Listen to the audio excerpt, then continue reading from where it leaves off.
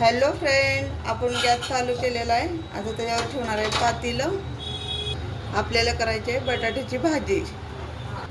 इथं घेतलेलं आहे सुक्कं खोबरं आणि 4-5 लसणाच्या पाकळ्या घेतलेल्या आहेत. आता हे मिक्सरच्या साहाय्याने बारीक करून घेऊया. आता आपलं पातेलं गरम झालेलं आहे. आपण तेल टाकून घेऊया जेवढं लागतंय तेवढं. आता आपण जिरं टाकून घेऊया, खोबरं आणि लसूण टाकून घेऊया. आता एक करून घेऊया खोबरं, लसूण आणि जिरं आणि तेल. इथं छोटासा टमॅटो चिरलेला आहे, तो पण टाकून घेऊया तेलामध्ये. आता तेलामध्ये टाकून बटाटा टाकून घेऊया. आता हे गरम पाणी करण्यासाठी ठेवून टाकूया आपण पलीकडच्या गॅसवर. आता आपण कोथिंबीर टाकून घेऊया तेलामध्ये. आता सुरुवातीला मीठ टाकून घेऊया.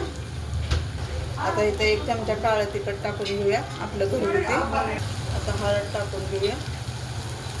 मग आपलं गरम पाणी केलेलं आपण टाकून घ्यायचं. आता हे गरम पाणी ओतून घेऊया. जेवढा आपल्याला रस्सा करायचा तेवढा. एकदा भाजीला आपण ढवळून मिक्स करून घेऊया सगळं मटेरियल. आता जेवढा लागते तेवढा कूट टाका आपल्या आवडीनुसार. ह्या पद्धतीची आपल्या काळ्या मसाल्याची भाजी होत येत आहे. आता बटाटा शिजण्यासाठी आपण झाकण ठेवून घेऊया.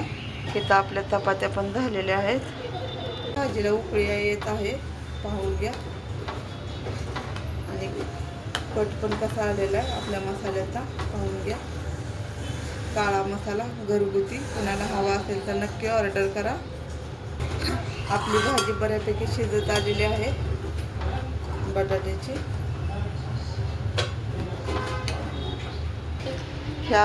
ह्या पद्धतीची आपली बटाट्याची भाजी झालेली आहे. रस्सा भाजी आवडली तर लाईक करा, शेअर करा, कमेंट करा. धन्यवाद.